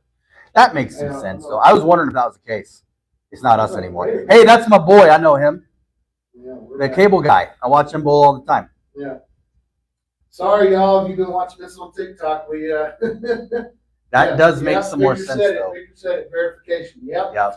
I didn't get back here in time. Normally we would have our producer back there, but Yeah. Mhm. Oh, there's mom. Mom's in here. nah. Mom's in here. We'll probably have to go back on here. Yeah, reload it. I was like, why are we talking about KFC at church? I was wondering that too. I didn't have a problem with it. I just didn't know. Oh man. We'll have to go back. I'll probably need you to do this, Mike. Yeah, that's fine. That's no big deal. I got you. Sorry, y'all. Will you have anything else on the clinic you want to talk about before we move to? No, I'll get back to what you said, though, what Sure. I would like to work on. Yeah. When he brought up the transition, yeah, those are things. We are good, yes? Okay. You're great. Okay. Those are things I need to know about how Transition. to manage it. Yeah. And, it's the consistency for me. Today, once again, I had 3 consistently good games. Mhm. And the lanes were burnt. They were dry. And I pulled out a bowling ball that I thought was going to be relegated to the bottom of the shelf. The one you said, remember you drilled it a certain way? Mm-hmm. That ball was money. Yeah, that's not us. Yeah. Yeah, all 3 games. Money, money, money. It was. Yeah, that's some homie. I like him. He's cool. Yeah. Who's that? The cable guy, he just Oh, does oh, TikTok live a lot. I'll go in and BS with him, watch him play. And I always like it when the live people will say my name. I feel like, oh, that's okay. So he'll always give me a shout out when I'm in there. Yep, look, it got you right there. So, guys and gals, sorry about that. We've been going on YouTube regardless, so nonstop on YouTube. Pretty good for all 2 people. Yeah. No, there was 4. I know. We are pushing, dude. YouTube's over 600 now. We got over 600 subscribers on YouTube. Wow. YouTube's not a quick mover. That No, takes it's not. work. Hey, Austin. Austin, I'm just reading the chat here. Sure. Trying to make sure. What's up, Welcome Austin? in. So sorry about that, peeps. If you're watching on TikTok and we abruptly went Say my away. name. Say my name. Yeah, that was- What's up, Austin? Welcome in. I'm fixing to be back in the shot, but sorry about that. We got kicked off on TikTok because of inactivity. Of course. Not like we're sitting here talking or anything. Thanks for the heartbeat. It was an interesting chat, though. Yes, it was an interesting chat. So, yeah, what was so weird? Like I said, what's so weird? We're sitting here looking at the chat, and they're doing a debate about the best chicken place. Yep. And I'm like, that's not us. But here we are. We're back. I just wondered how they got so deep into that conversation quickly because Yeah. it was invested. So, oh my gosh. All right. So yeah, what do you think? Because I'm with you on that about reading transitions, right? And then being able to know to make my own call of, hey, this is burning up at the end. I got to change balls out. So we know those things, right? It's like it's simple. It looks easy on paper, but for us as bowlers, this is kind of a question for you and I. How do we get better at doing that? You know what I mean? I guess that's how we learn. How you learn, whether it's just doing it over and over and over, or sometimes you'll see somebody else maybe seeing the calls on other people's lanes, be like, hey, are you made, I think that's burning out or something like that. You know what I mean? Yeah. You'll start to see those things other places. But what are things you think that would help you get better at making transition calls, or the inconsistent? You said that's a problem you have too, is inconsistency. What are those things we can do as bowlers to get over those particular things? Well, those are the burning questions that I have. Today, every ball I threw came off my hand exactly right. I did not throw one bad shot. Not one.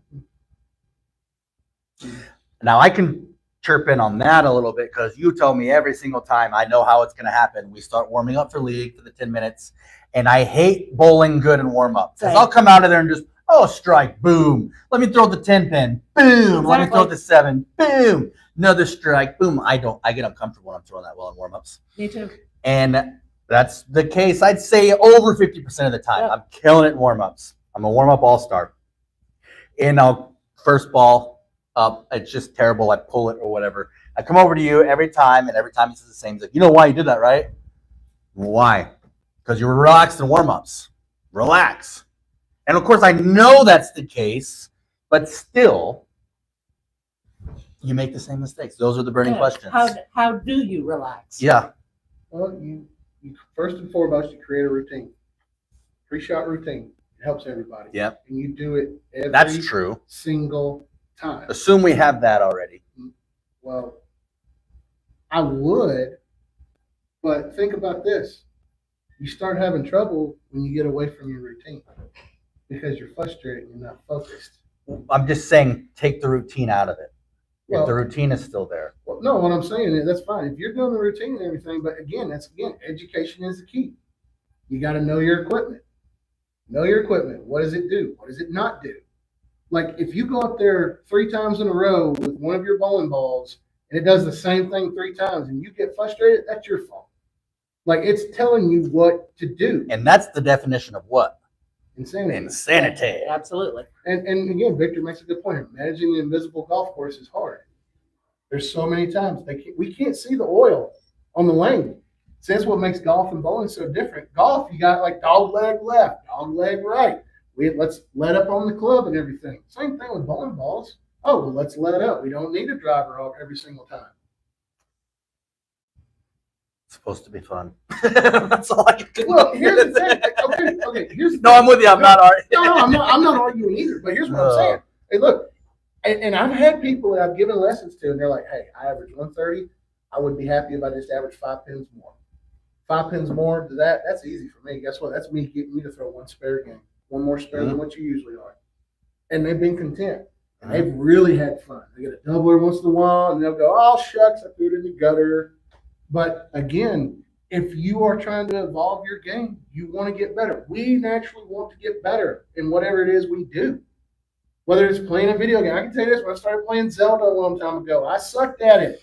You know what helped me get better at it? Repetitiveness. Now I have 3 or 4 Zelda games that I could play and memorize like the back of my palm. Same thing with bowling. It's just, the thing about it is like, here's the thing, okay? Bowling is like the 5 stages of grief. Oh no. Okay? On repeat. Yeah. But what is, like, again, we have all experienced those in our bowling journeys. Okay? So think about it. What's the first stage of grief? Shit, I would guess denial. I don't remember. I don't know. Yeah. So we're in denial. We're That's like, the only this one I ball's gonna work. got. Okay. No, but it's like, again, like if you know the 5 stages of grief, we go through it. And again, I don't have them memorized either. So I was asking you for that reason. Hey, I was not ready for this test. I wasn't either. Pop quiz. I didn't know I had to study. But I tell you what, I can shift with some funny stuff. It's basically like in a glass case of emotion. Mm-hmm. You know what I mean? Like, I'm a glass case of yeah, emotion. it's eating a whole block of cheese. but think about it though. It's just like, you go through those emotions and everything. The key, taking all the factors out of what we just discussed, Mhm. okay? You have to be better at managing your emotions. Yeah. Yes. Better at managing your emotions is the first key, okay? And again, Victor's in here. The man put it back. Yes. See, Victor gets us Yes. in these lives. He gets us. Yes. Do you know what we're talking about? No. Anchorman? Oh, no. No. Ron no, Burgundy? Ron Burgundy. No. Oh my No. God. I'm not a fan of Will. I'm not Oh. anymore. What? I do like his early work. Yes, the early work is okay. But no, I thought of it earlier. I just didn't say it. It's the same as we're talking about with equipment. Knowing you have to know your equipment's capabilities and limitations. Well, your mind and your body, that's your equipment too. Yeah. So like if your mind is messed up, then your body is like self-aware to self-regulate. We talk about that all the time. All That's the some time. resiliency stuff that I used to teach in the Army. You have to be self-aware to self-regulate. And if you're aware that your biggest tool, your biggest asset up here, that's your brain, supposedly, if that's out of whack, then you got to be able to identify that too. Mhm. I mean, because denial, again, you're right with the grief stuff, and there's a whole big slew with it. But denial, that's the biggest part. And then you start chasing insanity up. I'm making this ball work. I'm making this ball work. Well, you're doing the same thing, dude. Mhm. Getting the same outcome. You're doing it every single time, and you're working your way to a solid 450. Mm-hmm. Oof. Mm-hmm. That's my realm right now. I don't think I'm that bad, am I? No, you're over 150 a game. That's right. You heard that? 480. That's 160. Yeah. Yeah. Oh, we have fun here. But it's just like it goes back to what we talked about between the ears. Develop a routine. A routine will help actually keep you relaxed. Actually, will you're like, okay. So do us a favor, because I think we both knew, most of us immediately know what you mean by that, right? But assume there's a new bowler out there that doesn't really know what you mean by a solid routine. Can you just explain that for us? So it's kind of like it's like comfort food. From the time you step on the lane, give us a walkthrough of So it, right? like me, I'll go up there. I wipe my ball off every time, whether there's oil on it or not. It's a routine. I get up there, use my towel, and then I'll sit there and hold the ball in my left hand because I'm Yeah. right in my right shoulder and my right arm and everything. They don't need that much pressure because I'm about to grip the ball and I got enough pressure on there as it is. So I hold it in my left hand, Mhm. wipe it with my right. Maybe put my hand over the air blower and dry my hand off if I've got sweaty palms or whatever. Assuming the fan's working here on the lanes. True. This is true. True. Fair point. Fair point. But just stuff like that, use your rosin bag, dry your hands. Just, come up with your own pre-shot routine. Yeah, Yeah, rituals. yeah, Rituals, exactly. Yeah. Just whatever works for you. It doesn't have to be the same thing as like bowler A or bowler B. You can do whatever it is. I mean, you come up here and whatever works. Yeah. Don't do that. Yeah, please don't do that. But my point is though, it's just like develop your own pre-shot routine. And the thing about it is when you're off the approach, you're already figuring out where am I standing, where am I aiming.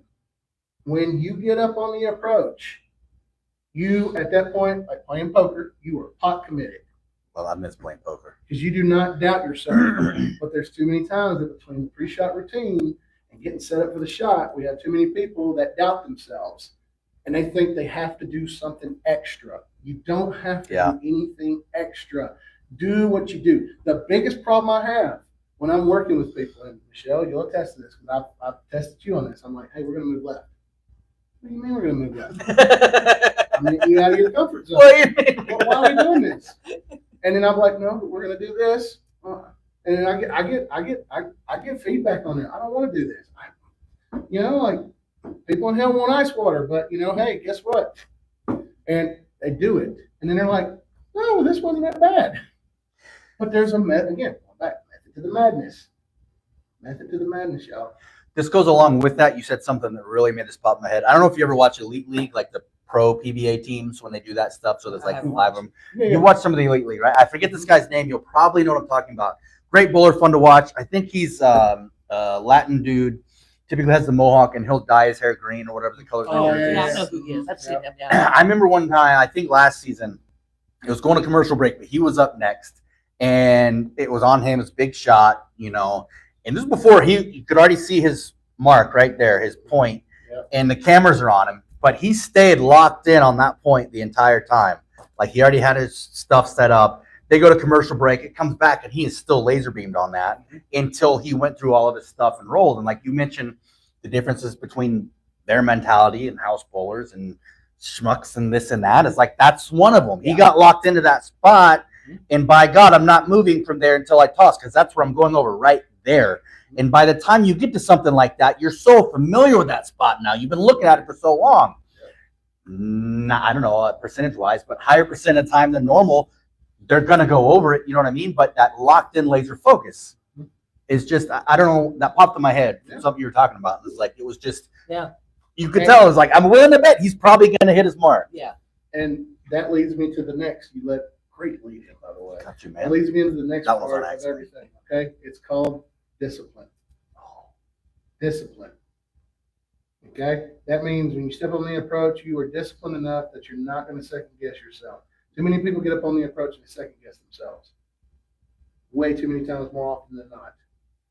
Like I kind of got late Thursday night with John. I really was like, John, like you need to move right. And because he was playing inside, what was he doing? Leaving the bucket, leaving the 2-4-5-8, 2-4-5 combination. I'm like, again, like what happens when the ball doesn't hook enough? What does that mean? Did you hit? I always go like down the list. It's like, did you hit your mark? You know this. I was like, did you hit your mark? That's another thing about it too. Okay, never make an adjustment or a ball change off of a bad shot. Yes. Never do that because you're just going to you're going to pigeonhole yourself at that point. If you're aware that it's operator error, perfectly fine. Fix your errors before you can make adjustments. If you're not getting your fundamentals and you're not getting your stuff right, you can't adjust from that. And that's the problem in the bowling world, if you will. I thank you. The problem in the bowling world today is there's not enough discipline in this game. And that's the difference between tournament bowlers and league bowlers, recreational league bowlers. There's not enough discipline anywhere anymore. No, especially in bowling. Not even in IRL. That's what the kids call it in real life. In real life. Oh, look, you're getting the acronyms. I know, right?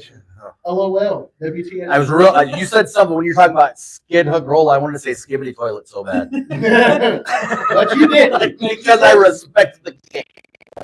Not because of you. No, I'm just saying. It's just like, I guess the point, coming back to this, again, full circle. What's a circle? Full circle is if you want to be better, you will do the things necessary to get better. And if you don't want to get better, then okay, cool. You made that decision. But don't come to me. Don't come to me. If you want to get better, don't come to me with a mediocre mindset. Don't talk about wanting to get better and then do nothing about it. That's what I can't stand anymore. If you're going to open your mouth to bitch, we'll be doing the things to be getting better. Mm-hmm. Okay, well, how's it going working with Mike? How'd the clinic go? Oh, this is great. I'm still doing the blah, blah. But if you want to bitch about getting better and then do nothing, take no steps, shut your face. Yeah. That's across the board for anything. Yeah. See, Pickles, facts. Yeah. Oh, so Pickles, sorry. We had a malfunction, apparently inactivity. Us here talking is not enough for us to remain online, so I had to go over there and reload us up. So I wonder if we comment from here. I wonder if you ever do any of that. If that hasn't, no, it wouldn't, would it? Yeah, it would come up there. But I mean, it wouldn't have any. No, because it's like never mind. actions. Yeah. That's Okay. why I guess, see, guys, that's why I try to use my hands when we talk. But no, we're cool, man. Let's just make sure real quick that we cover the upcoming stuff. Mm-hmm. Upcoming events. Yep. Mhm. Okay. So tomorrow, you want to kick us off on tomorrow? You should totally come, first and foremost. Even if you want to, I'm going to do commentary for it. Do you know what pattern it is? Tell us about tomorrow. Yeah, tell us about tomorrow. Tell us about tomorrow, then I'll talk her into it. U.S. Open number 4, also known as the checkerboard pattern. 41 feet, 1.5 to 1 on the ratio, which means that bad boy's going to be Flat. It's flat as a pancake. dark red, light red, dark red, light red. Like checkerboard. Yeah. It's going to be glorious. It's a good time. Yeah. From commentary booth, it's going to be a great time. Oh, I can. But no, like for real, like I encourage you, and I'll tell you why. If you've never bowled on a challenger sport pattern, you totally should, because I will tell you this: you will gain 1,000% perspective. And I can tell you this: if you've never bowled on any tough shot, when you do and you get done, you'll never complain about bowling on your league shot ever again. you will have a greater appreciation for that mechanic that puts out your house shot each week, each night and each week for league. So totally should give it a shot.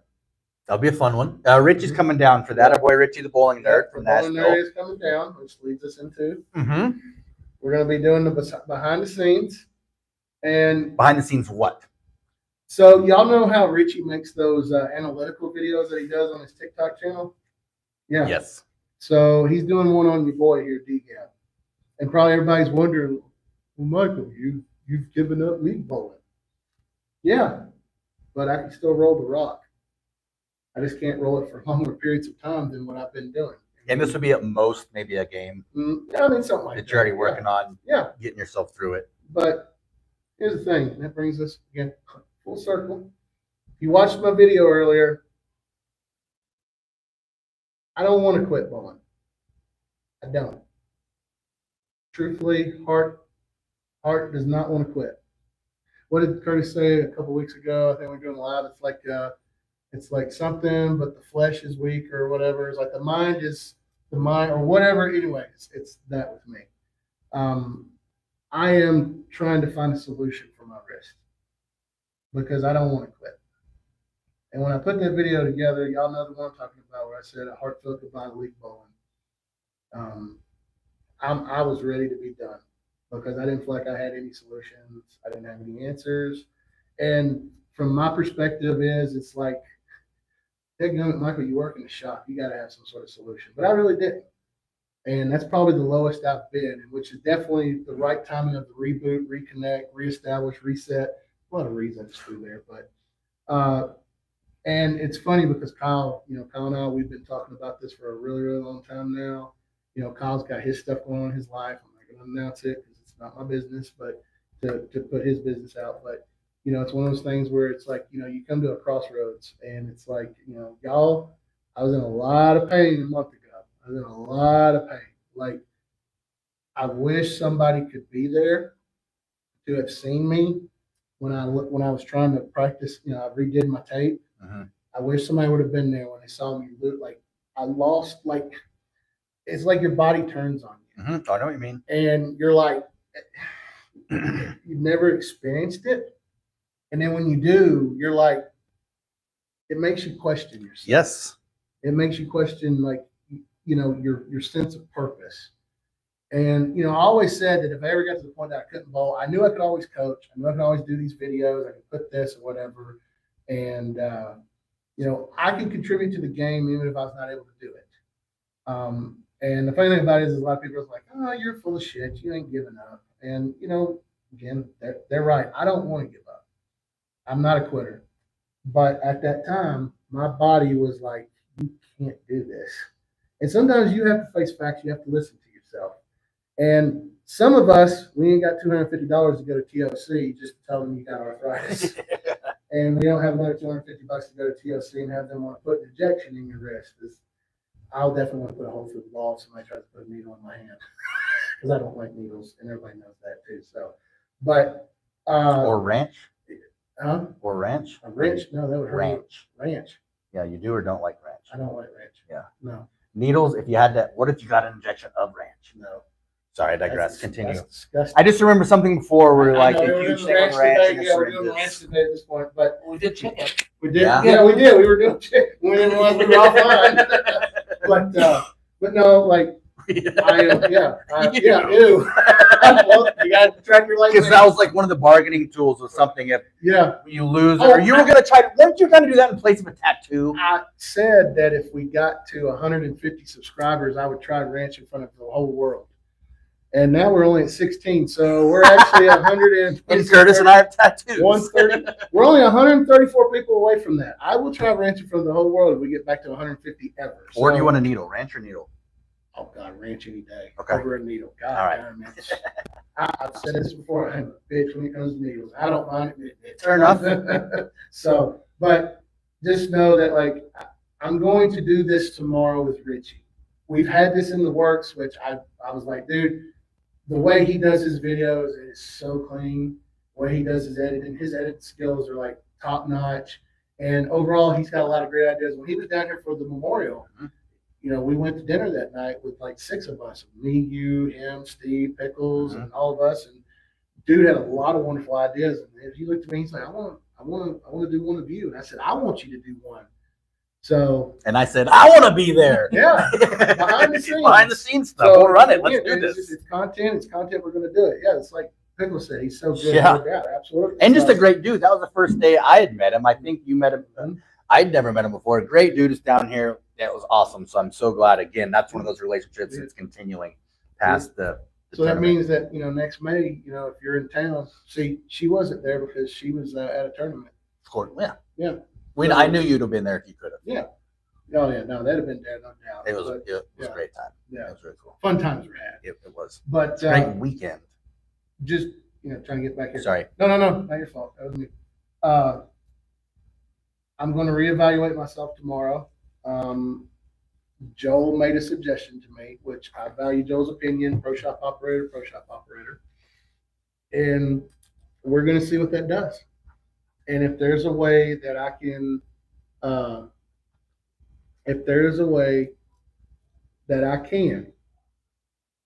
I will be planning to bowl Monday nights in the fall.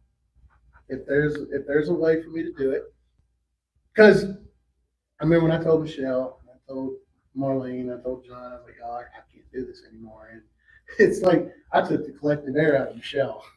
She was like, You did. oh. And what's so bad about it is it's like I had more people that like at the point in time, it's like I wasn't even sad about it. Like I was at peace with it. Everybody was like sad for me. And I was just like, y'all stop. Like don't do this. Well, to that's me. expected, though. Yeah. I mean, of course. Like don't do that. Like that makes me feel bad. It's just Yeah. like, and I'm not trying to say that myself, but I'm just saying like I was like, oh my dang. Mhm. But not only that, it's like, what's the purpose? And it's like I said, when I did the reboot, reboot the mindset. What's your why? Yeah, what's your why?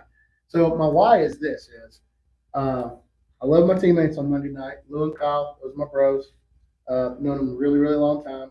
And how many teams that have won 5 of their last 6 league titles on Monday night? So we want to try to get that back. We got a pretty sour taste in our mouth about that. No disrespect to the guys. They beat us fair and square, and they bowled their ass off that last game, and more power to them. But it's kind of like what Philadelphia's head coach. How do you say his last name? Nix or Zansky or something? Who? Philadelphia Eagles football coach. I don't know. So basically, they said, okay, our mindset was we were hungry last year. We went to the Super Bowl. We won the Super Bowl. Now we're coming back in the fall camp, and it's like, okay, guys, we're the champions. What's the why, if you will? Mhm. Sure. And now they're like, okay, we want to try not to get complacent. And that's the thing about it. It was like going into that season last year and everything. I was like, man, we're going after 6. And I could just tell, like me, I was mentally exhausted, and it showed in my average. But surprisingly, I was the last one on the spot for all city team. And old Pickles has a great suggestion for everybody out there. Get a guy named Will on your team. That way, if you have a will, you have a way. But I am trying. Again, I'm trying. So what y'all saw in that video today, that was your boy's bowling ball. I'm trying a couple of pitch changes, and I want to see if it works. So He's coming back full circle from the beginning out of that segment as Michelle was joining us. yes. Yes, the That's part where I 1 and was. part 2, Mr. Cryptic. Mm-hmm. At least you're not Mr. Personality. Mm. Remember that song? Remember that song? The cult of personality? Somebody got it. No. Another CM Punk fan? She probably doesn't know who that is. She's just I talking know. about. She's just talking about Cult of Personality as Yeah. a great song. Yeah. Yeah. What if I you forget have no what it is. will though? Then you have no way. What about bowling left-handed? Oh no, I don't. I was gonna say, why don't you toss 2-handed? Bertram's trying that. JB's trying that. I was like, nah, I ain't got enough leg strength and core work for that. Yeah, no kidding. Ooh. Or you could just name somebody, Victor. You could just name one of your guys, Will. Draft one. Have an honorary Will. Hey, you're gonna be Will this tournament, all right? Or Okay. this league. This league. Yep. Yeah. Shut up, Will. I'm just kidding. Most of the time we talk to our military buddies. I'm sorry. It still overflows me sometimes. Draft one up. Yeah, there you go. But yeah, so that's the cryptic message behind the whole thing is, and it's just like if you look at the first part of that video, it was like, I I don't know exactly what it said verbatim. It looked good because it's from one of my video game titles. Y'all know I'm a Zelda fanatic. And it came from a fan-made Zelda movie, if you will. So that's where that beginning came from. And I just, again, I'm going to try. And the first step to that is doing this project with Richie tomorrow. And I'll be able to reevaluate where I'm at. And hopefully it's a good evaluation. Tomorrow's going to be a whole lot of fun. And then, because we're running pretty long on time there, Mike, Sorry. let's know. It's I perfectly. apologize. You do not need to apologize. I just want to make sure we get everything we're supposed to. So, well, you want to cover this one for us, which we're very excited about. And then, of course, that one more time. But I'll ask Michelle this. Michelle, would you be interested in bowling our Fall Scratch Endurance Classic? It's 5 games on Saturday, 5 games on Sunday on 2 of the most competitive oil patterns it's in a the good world. time. When would this be? October 4th and 5th. After your seminar? Mm-hmm. Consider it. Yeah, there you go. I like it. Because when it comes to this, on these 2 oil patterns, why do you think I am trying to enhance your spare game? Enhance. Yes. That'll be- Enhance your comp. Yeah, that would be a great one too because it's 5 games and 5 games. 5 games Saturday, Yep. 5 games Sunday. Well, I have to. $100 entry fee. 10. Mm-hmm. Freaking 10. 10 games. 10 games 5 over in a 2 row, days. no break. Yeah. 5 games on Saturday. Yeah. You're done. You come back 5 games on Sunday. Is it like a sweeper where it's like first game, second game, third game, fourth game, fifth game? Well, it's Ish. a little bit more drawn out. Like the reason behind what it's called sweeper is because like if it's like a simple 3-4 game format, because you get done, boom, boom, boom, boom, boom, sweeper. Like we're sweeping through. Yep. Okay. This one's the tournament, like because it is a competitive, the entry fee's more, and there's going to be a lot of side pots and stuff. So yeah, just let everybody know out there, Victor's going to love this one. October 4th, we will be bowling on USBC Masters 2025 oil pattern. And on Sunday, the October 5th, we'll be bowling on US Open number 4, which is what we're bowling on tomorrow. The checkerboard. The checkerboard. 2 of the most competitive, brutal oil patterns. And mind you guys, last Sunday, not a 200 was shot. I knew most of those guys that threw on that, and then I know I saw that. And so I looked at what he posted, the scores and everything, and knowing those names, and I saw the scores, I was like, ooh, I knew that pattern was brutal. Yeah, it took 180 average to win. Yeah. Nicholas Cash with 498. Come on, Michelle, you can shoot a 498. I believe in you. I believe in you. Oh, we're talking about the Thursday Sweeper. one again. No, we're sweeper. talking about the sweeper. Okay. He's talking tomorrow. Yeah, tomorrow. Yeah. Tomorrow. I don't know why mine went to the Thursday one. That's okay. No, we're good. But no. And that that is is- going to start be seeing more like promos about that because we got 3 months to pump that up. And that is going to be our first annual. Mm-hmm. So that is a DGAB event that should be every year. Mm-hmm. It will be. Yep. Our summertime event will always be the Derek Tate Memorial Tournament, and our fall event will be the Fall Scratch Endurance Classic. Following clinic. Yes. Because our clinic's coming up in September sometime. I got to finalize dates with the GMC, Yep. and you guys will be seeing that out here too. So be on the lookout for that, Michelle. Oh, And I'd be remiss to say that, Michelle is it's a nice jersey you got. It is. Thank you, and I'm glad you brought up the jersey. John said, ask Michael how much the other is the same one, the Mhm. version This one? 2. It's interesting that you asked that. Mhm. You want No, to you do it. tell us again? You did it really well earlier about the jerseys. Yeah. So we're doing a special right now. We're liquidating the supplies we have in stock. You can get a jersey, and you can get pick your 2 here for another $10. So $50, you get a jersey, a patch, a shot glass, or a patch and a decal sticker, or a patch and a decal sticker. 2 other items that we have for $50. I'll tell John. So let Mr. Oxford know. I will, absolutely. But it's in stock only. Yes, and he better get on that because I don't. Not Not that we, next time? I probably do. I'll check. We'll just set it aside. I'll bring you the money Monday. Cool. Why don't you bring it Getting tomorrow things when done. we come to bowl the sweeper? huh? The air conditioner's not fixed. I will have my I'll have my Your industrial industrial fan. I will have my industrial fan out tomorrow too. I brought my bandana in case it was hot in here, but it's nice in the DGAB It studio. is. I was ready to sweat. Yeah. So How yeah, many while people on a supplies line? last. How Huh? many people on a lane? I mean, it depends. I mean, we haven't had no more than 15 or 16 total people. So if that's the case, I mean, if we have 16 people, it'd be 4 on a pair. It's not sweetening the deal. It's gonna be It fun. might be 2 or 3. You don't ever know. Well, I was How many hoping there people show would be more people on the land, so it would be more time in between my shots, so I wouldn't get so hot. You take your time. There's no shot clock in bowling unless you're on tour. Yeah. Right. Then there is. Yeah, see, pickles while supplies last. Yes, sir. But yeah, like I said, $40 on the jerseys or another $10 extra, $50, and pick your two. You get 3 things for $50. Help us liquidate our inventory. I like that deal too. It's a Mhm. nice one. Jersey and then a Pikachu. I Mhm. like it. And the Jersey shotties, and pick two. those shot glasses are nice. We got to Shots. sign those and send to Ruth. Yes. My scam hater told me I cannot believe I didn't take her anything. I'm a terrible person. But we all knew that. You took her yourself. And And that's what she they said want that. to No, do. no, I told her, I was like, I'm so sorry. I was not better prepared. I should have done this. She's like, but you're here, dear. That's what it matters. But you're here. Yes. So, of course, that warmed my heart immediately. But 2 more shout outs on our way out. Yep. One of them, again, to Joel, our man. Congratulations, Con- buddy. Congrats. You know what we're talking about here? Our good buddy Joel He's ventured out on his own. got his own pro shop now. He's Congratulations. breaking away from Tim Mack and going on his own. So, but yeah, no, we're definitely over.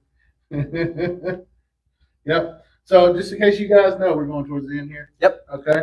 So in case you guys are wondering, after we get off here for the DGAP podcast, we appreciate you guys joining us. Yes.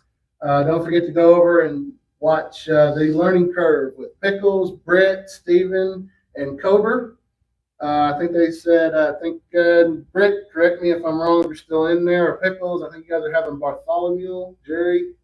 Hopefully I said that name right. If I didn't, I apologize. I don't mean to butcher. But they're going to be coming on right after we get off here. And, and another thing, like, while I got a little bit of time here, okay, I want y'all to know something right now. You're probably wondering, like, why did we bring Michelle onto the show? And really simple is if we had more people like Michelle in the world, this world would be a much better place. It's mutual. Yeah. Well, here's the thing, and you got to understand something. I've had a lot of bad days lately, and y'all know. Again, I am never going to be truly okay with the loss of Derek. Y'all know this. I've said it a million times. I'm going to keep on saying it. But there's been a lot of times where Michelle and John will come into the shop, and they just know, like, when I'm in a good mood, they know when I'm in a bad mood. And Michelle knows, like, more intimately, if you will, when somebody's pissed me off, because I really just share it with her, and then she just has a laugh about it, because usually that feeling's mutual too, depending on what we're talking about or who, right? Oh, I could smell that a mile away. So, I could smell that. but no, but real talk here, like I said, Michelle wants to get better. She wants to improve her game. She wants to be all that she can be.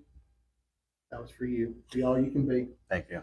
And but no, like you and John, I'm telling you, I am so glad y'all came into my life. You guys are 2 of the most wonderful people in the world, and I wish that there were more people like you in the world, Thank you. because you guys, again, like I think the coolest moment of the year so far was when we surprised Lawyer in here before the Derek Tate Memorial. Mhm. We gave him that ball because he had no clue. That was awesome. He's gotten close. He had 9 in a row one night. He's With gonna that ball, that ball, Mhm. 9 in a Yep. row. that's He had what 9 I'm in a talking row, about. and I was bowling that night too. And I looked and I was like, I want him to do this so bad. I want him to do this so bad.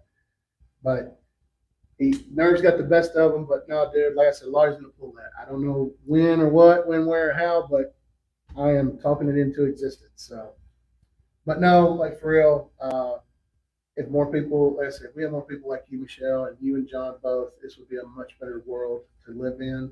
Just because you guys care, you go above and beyond with the caring.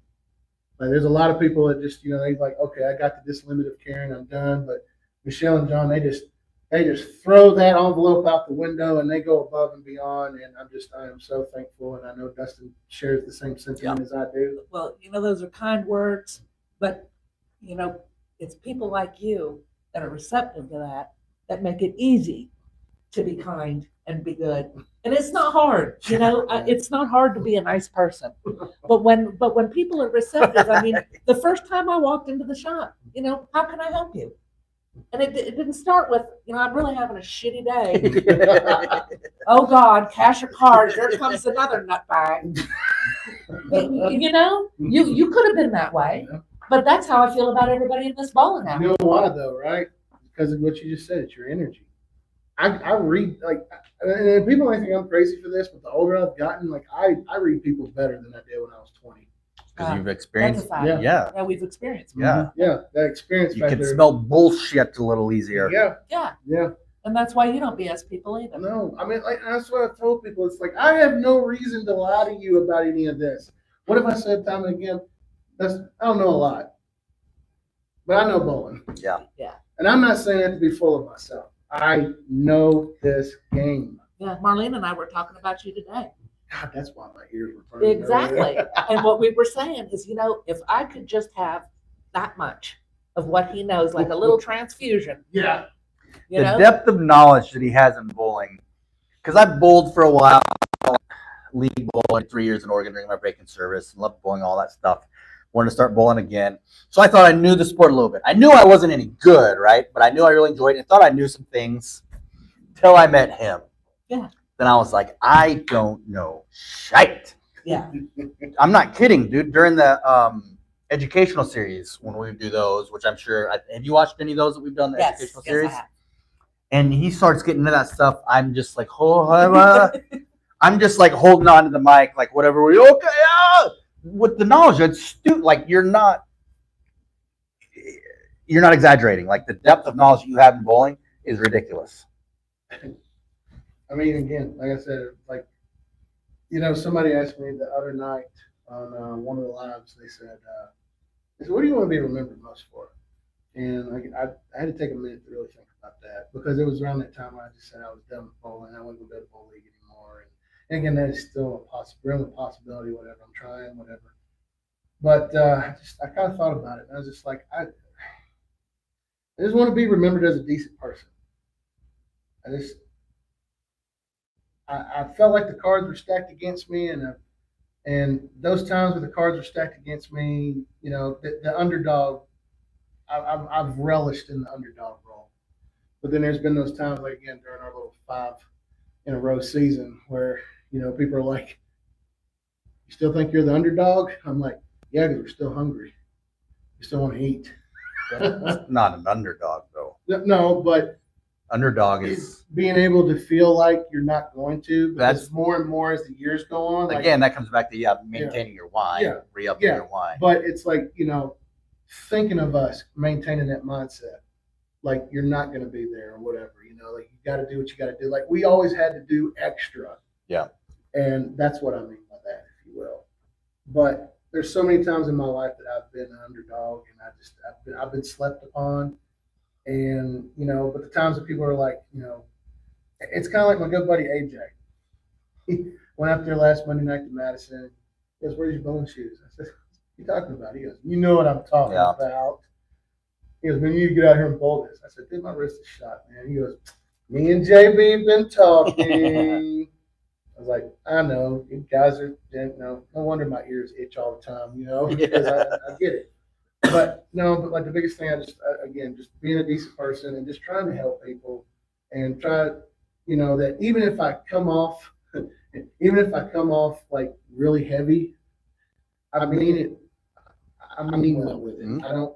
I'm not trying to be an a-hole, if you will, just for the purpose of being an a-hole. Like there's a method. I'll do that sometimes though. Yeah. Just But- to be an a-hole, I'll do that But sometimes.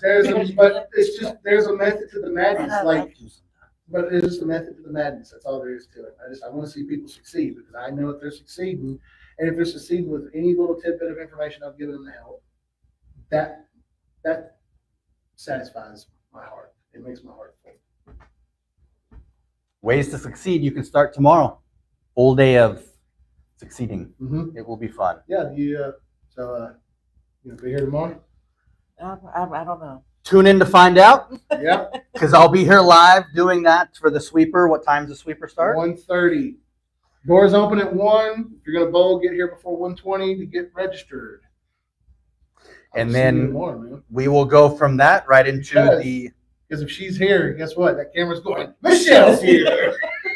Oh, Lord. We'll be going right into the content with Richie and then into our league. So yeah, stay tuned to find out if Michelle's actually here. It'll be fun. Yes. Yes, Stay indeed. tuned. Yes. Mhm.